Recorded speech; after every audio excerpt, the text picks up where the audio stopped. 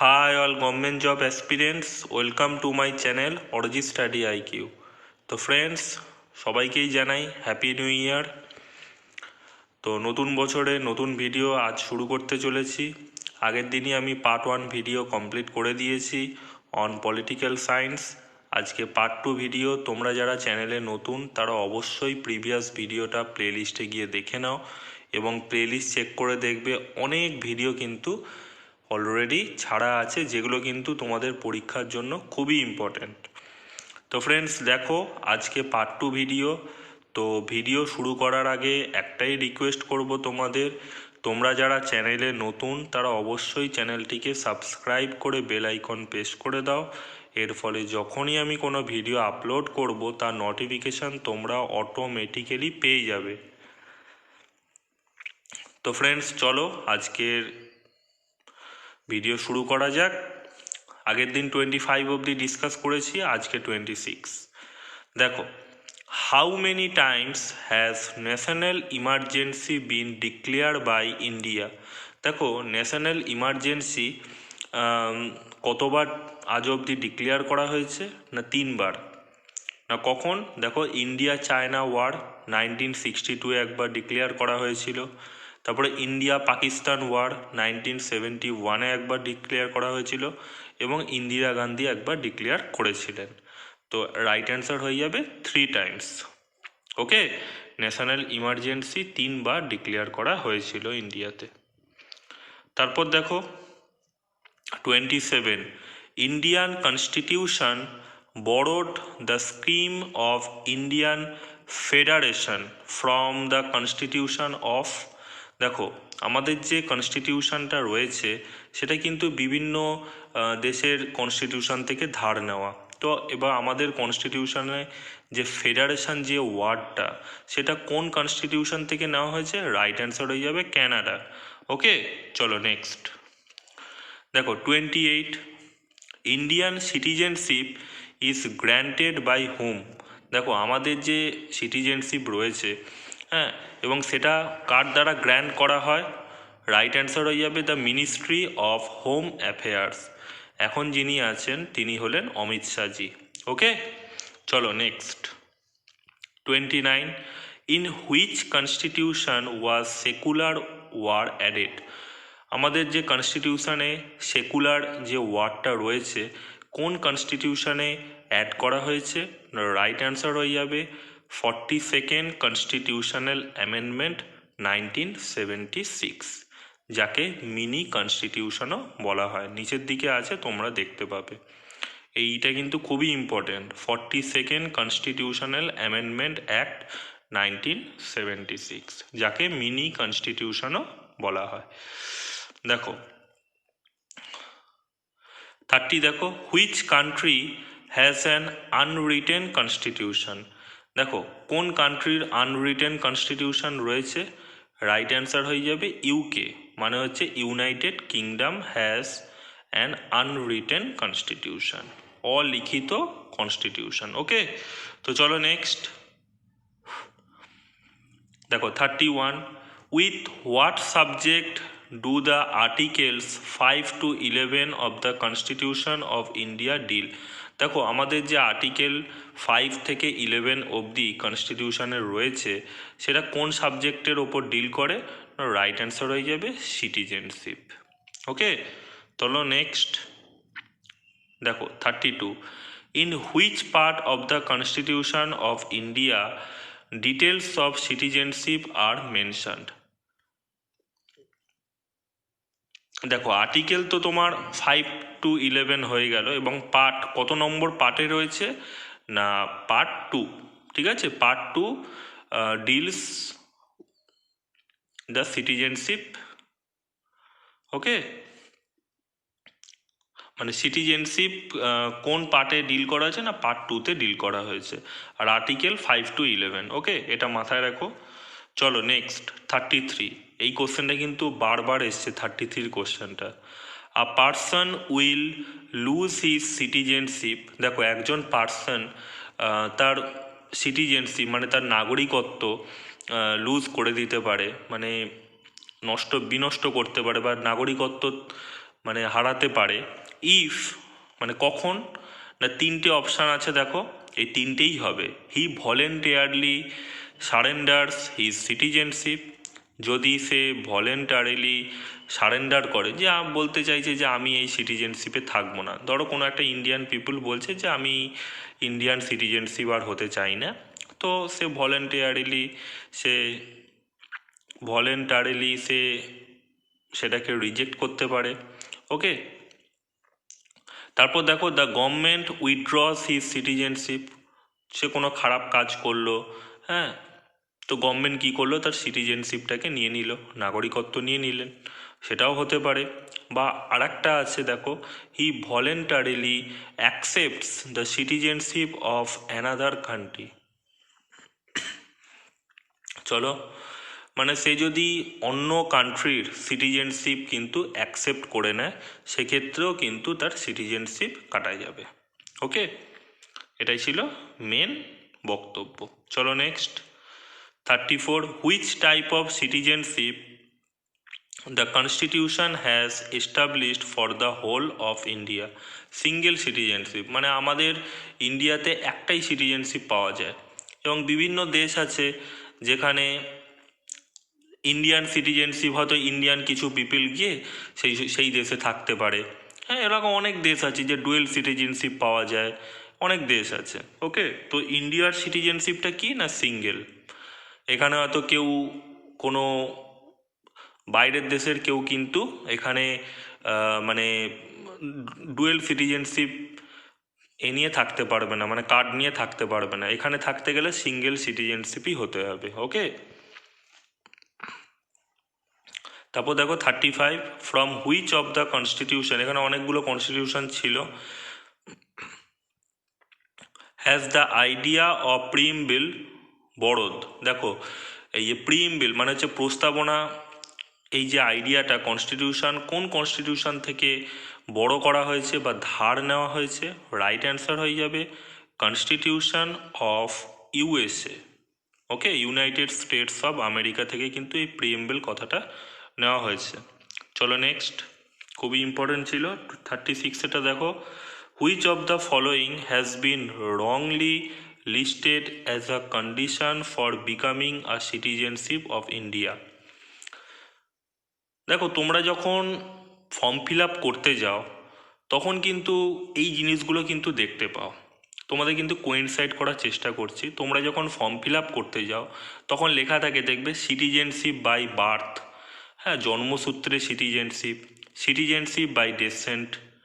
ওকে, তারপর দেখো citizenship through acquisition of property, এইটা কিন্তু হবে না। প্রপার্টি অধিকার করব তার থ্রুতে সিটিজেনশিপ কিন্তু কখনোই পাওয়া যায় না। সিটিজেনশিপ বাই ন্যাচারালাইজেশন, এটা হতে পারে। ন্যাচারালাইজেশনটা কি না, এটা একটা প্রসেস।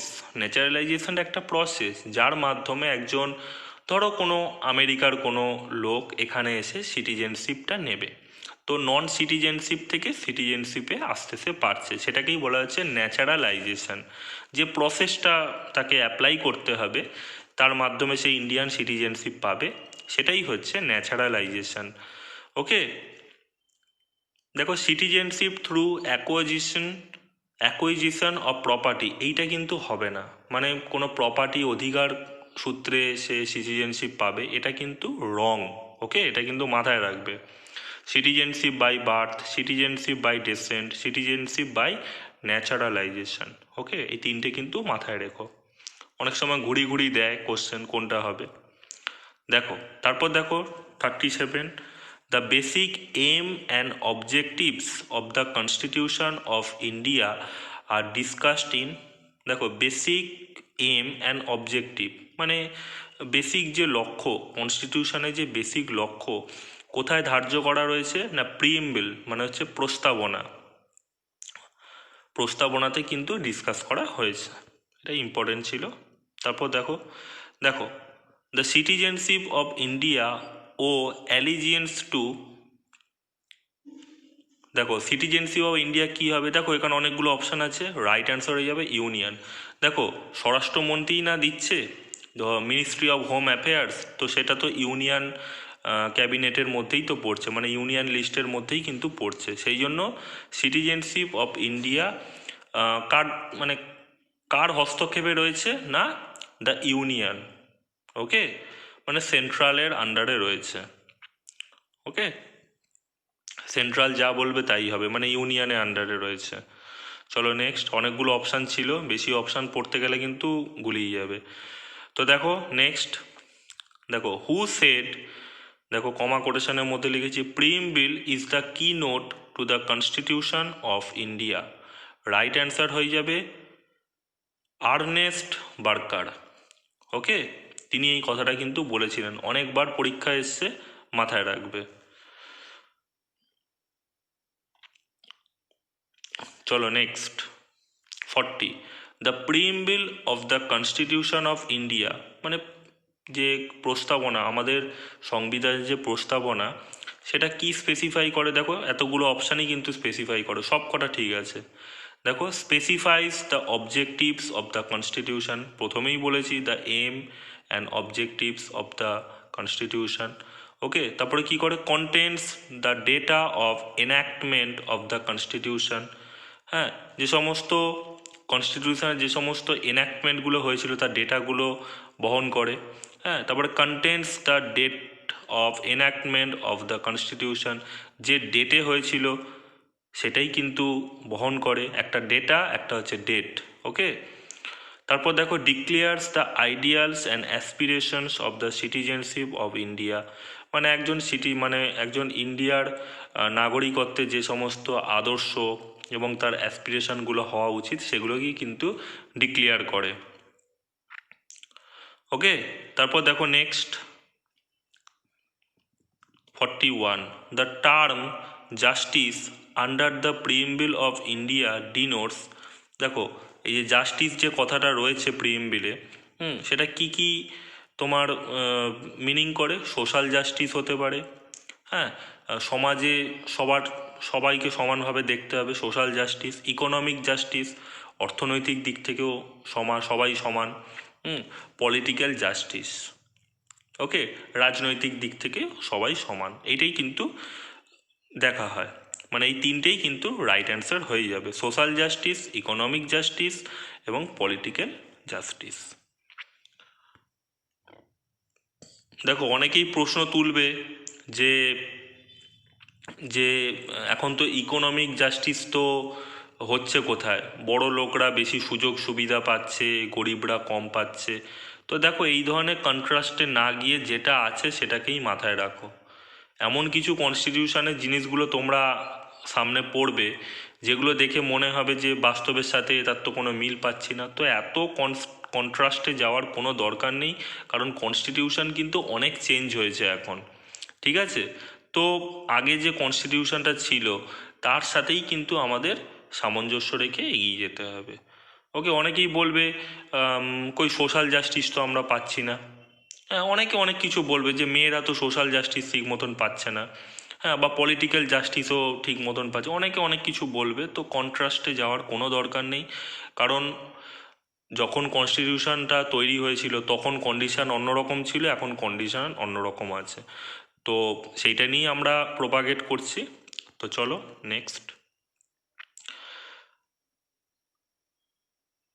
দেখো 42টা দেখো, the citizenship can be acquired through by deprivation, by naturalisation and all of this, কী হবে না ন্যাচারালাইজেশন। ডিপ্রাইভেশনটা কি না বঞ্চিত, এটা বাংলা তো বঞ্চিতই বলে না, বঞ্চিত হওয়ার মাধ্যমে কি পাওয়া যায়, না হবে না, তো ন্যাচারালাইজেশনই হবে, ওকে। চলো next 43, what is the chief source of the political পাওয়ার, দেখো আমাদের যে পলিটিক্যাল পাওয়ারের চিফ সোর্সটা কোথায়, অবভিয়াসলি দ্য পিপল হবে, okay, the chief source of political power is the people, okay. চলো next, according to which part of the constitution of India the president may issue the national emergency, article 352-তে বলা আছে, 352-তে বলা আছে, দেখো কোন পার্টে বলা আছে, দেখো আমি প্রথমে বলতে ভুলে গেছি, ন্যাশনাল ইমার্জেন্সি কিন্তু আমাদের দেশের রাষ্ট্রপতি কিন্তু ডাকেন, ওকে। প্রেসিডেন্ট ডাকেন। তো সেটা কোন পার্টে বলা হয়েছে? পার্ট কী হবে? পার্ট 18 হবে। ওকে, পার্ট 18-এ বলা আছে যে প্রেসিডেন্ট কোনো আপৎকালীন যখন বা বিপদের সময় তিনি কিন্তু এই ন্যাশনাল ইমার্জেন্সি ডাকতে পারেন। এখনও অবধি কিন্তু 3বার ডাকা হয়েছে, আমি অলরেডি পড়িয়ে দিয়েছি উপরে, তোমরা গিয়ে দেখে নাও ভিডিওটা 2বার। তো ফ্রেন্ডস, তোমরা কিন্তু এত অবধি যদি ভিডিওটা ভালো লেগে থাকে অবশ্যই একটা লাইক করে দিও এবং প্লিজ সাবস্ক্রাইব করে দিও চ্যানেলটিকে, কারণ তোমাদের জন্য ভিডিও বানাতে কিন্তু অনেক কষ্ট করতে হয়, আর তোমাদের লাইক আর সাবস্ক্রাইব করতে কিন্তু 1 সেকেন্ডেরও বেশি টাইম লাগবে না, অনেক কিছু শিখতে পারবে আশা রাখবো। ওকে, চলো next. Which schedule deal with territorial extent of the state and union territories? তো রাইট অ্যান্সার হয়ে যাবে ফার্স্ট স্কেডিউল। দেখো, আগে 8টা স্কেডিউল ছিল, আমি আগের ভিডিওতে বলেছি। ফার্স্ট স্কেডিউলে বলা হয়েছে বিভিন্ন স্টেট এবং ইউনিয়ন টেরিটরিজদের সম্বন্ধে। ওকে, কতগুলো স্টেট আছে, কতগুলো ইউনিয়ন টেরিটরিজ ছিল সেই সময়, সেটাই বলা আছে। দেখো, এখন তো চেঞ্জ হয়ে গেছে, কিন্তু তখন যেটা ছিল সেটা কিন্তু ওখানে বলা ছিল। ওকে, গুলিয়ে ফেলো না। দেখো, which schedule deal with language, মানে দেখো কোন স্কেডিউল, এই যে এতগুলো 12টা, এখন যে 12টা স্কেডিউল আছে, আগে 8টা ছিল, সে 8 নম্বর স্কেডিউল কিন্তু ল্যাঙ্গুয়েজ নিয়ে আলোচনা করা হয়েছে। কতগুলো ল্যাঙ্গুয়েজ থাকবে, হ্যাঁ, কতগুলো ল্যাঙ্গুয়েজকে প্রাধান্য দেওয়া হয়েছে, আমি ডিটেলসে যাচ্ছি না, এটাই তোমাদের জাস্ট বলে দিলাম। চলো নেক্সট। হুইচ স্কেডিউল 47 দেখো, which schedule deal with validation of certain acts and regulations? কি হয়ে যাবে না 9th schedule. Okay, certain validation and act সম্বন্ধে কিন্তু ডিল করে। এগুলো একটু মনে রেখো, মনে রাখলেই কিন্তু হয়ে যাবে। দেখো 10th স্কেডিউল কি করছে, দেখো 48-এরটা দেখো, 48-এ দেখো, which schedule deal with provisions as to disqualification by the ground of defection? কি হয়ে যাবে না 10th স্কেডিউল হয়ে যাবে। বলেছিলাম 12টা স্কেডিউল আছে, তার মধ্যে 10th স্কেডিউল কি বলছে না deal with provisions as to disqualification by the ground of defection. Okay, চলো নেক্সট। 49টা দেখো, দেখো আমি 50টা বলেছিলাম, তার থেকে কিন্তু বেশি ডিসকাস করছে, তো সেই জন্যই বলছি ফ্রেন্ডস, ভিডিওটি কি প্লিজ সাবস্ক্রাইব করে দিও, তাহলে কিন্তু আমার মোটিভেশন বেড়ে যাবে। দেখো, which part of the constitution of India deals with the tribunals? এই যে সমস্ত ট্রাইব টাইপের লোক থাকে, হ্যাঁ, বিভিন্ন জায়গায় ট্রাইব আছে, বিভিন্ন স্টেটে যে ট্রাইব আছে, তো কোন পার্ট ডিল করে, কোন পার্ট আলোচনা করে? তো দেখো, পার্ট 14A। ওকে, পার্ট 14A কিন্তু এই ট্রাইব্যুনালসদের সম্বন্ধে কিন্তু ডিল করে। এগুলো কিন্তু একটু মনে রাখতে হয়, আর কিছু না। তারপর দেখো 50-এটা দেখো, দ্য মিনিং অফ ডোমিসাইল। দেখো, ডোমিসাইল কথাটা অর্থটা কি না পার্মানেন্ট হোম উইথিন আ কান্ট্রি, মানে আমার দেশে যদি আমি একটা পার্মানেন্ট জায়গায় যদি থাকি, তখন বলা হয় আমাকে ডোমিসাইল। যে আমি একটা জায়গা পার্মানেন্ট জায়গায় থাকছি, যা যাবরের মতো থাকছি, আমি তো রিফিউজি হয়ে যেতাম, তো আমি ডোমিসাইল। ওকে, তারপর দেখো 51-এরটা, তোমরা সকলেই এটা জানো। দেখো, আধার ইজ আ প্রোগ্রাম কি করে না টু হেল্প সিনিয়র সিটিজেন্স, এটা তো একদমই না। To provide nutritional support to adolescent women, এটা তো একদমই না। ঠিক আছে, to train people for social defence, কোনো মতেই না। তো রাইট অ্যান্সার হয়ে যাবে ডি। দেখো, to provide identity two Indian resident, এটা তো সকলেই জানো, আধার কার্ড নিয়ে সব জায়গায় ঘুরতে হচ্ছে প্রুফ দেখানোর জন্য, আইডেন্টিটি প্রুফ, তো এটা আর বেশি বলার দরকার পড়ে না। তারপর দেখো 52, দেখো, a person will lose his citizenship. দেখো, এটা আমি একটু আগেই পড়ে দিয়েছি, একই জিনিস আমি 2বার হয়ে গেছে। দেখো, he voluntarily surrender his citizenship, সে নিজের থেকে যদি তার সিটিজেনশিপ ত্যাগ করে দেয়, নাগরিকত্ব ত্যাগ করে। The government withdraws his citizenship, যদি গভর্নমেন্ট উইথড্র করে নেয় কোনো খারাপ কাজ করলো উইথড্র করে নিল। তারপর দেখো 3 number, he voluntarily accepts the citizenship of another country. সে যদি নিজের থেকেই যদি অন্য দেশের সিটিজেনশিপ অ্যাকসেপ্ট করে নেয় তখনও কিন্তু তার সিটিজেনশিপ লুজ হয়ে যায়, ওকে, হারিয়ে যায়। তারপর দেখো 53 দেখো, the constitution of India declares India a secular state. আর এই সেকিউলার কথাটার মানেটা কি, এটাই চেয়েছে জানতে। দিস মিনস দ্যাট, এটা মানে করে, the state regards religion as private affairs of the citizens and doesn't discriminate on this basis. মানে এটাই বলতে চাইছে যে ভারতবর্ষে তো বিভিন্ন ধর্মের মানুষ থাকে, তো ভারতবর্ষ একটা সেকুলার স্টেট, এখানে কিন্তু ধর্মের মধ্যে কোনো হবে না যে হিন্দুকে বেশি প্রাধান্য দেবো বা মুসলিমকে বেশি প্রাধান্য দেবো বা খ্রিস্টানকে দেবো না, এখানে সব ধর্ম হচ্ছে সমান, এই জন্য ইন্ডিয়াকে সেকুলার স্টেট বলা হয়। দেখো তোমাদের অনেকেই বলেছি যে এখন অনেকে কন্ট্রাস্ট করে ফেলবে যে হিন্দুদের বেশি প্রাধান্য দিচ্ছে বা মুসলিমদের বেশি প্রাধান্য দেয়।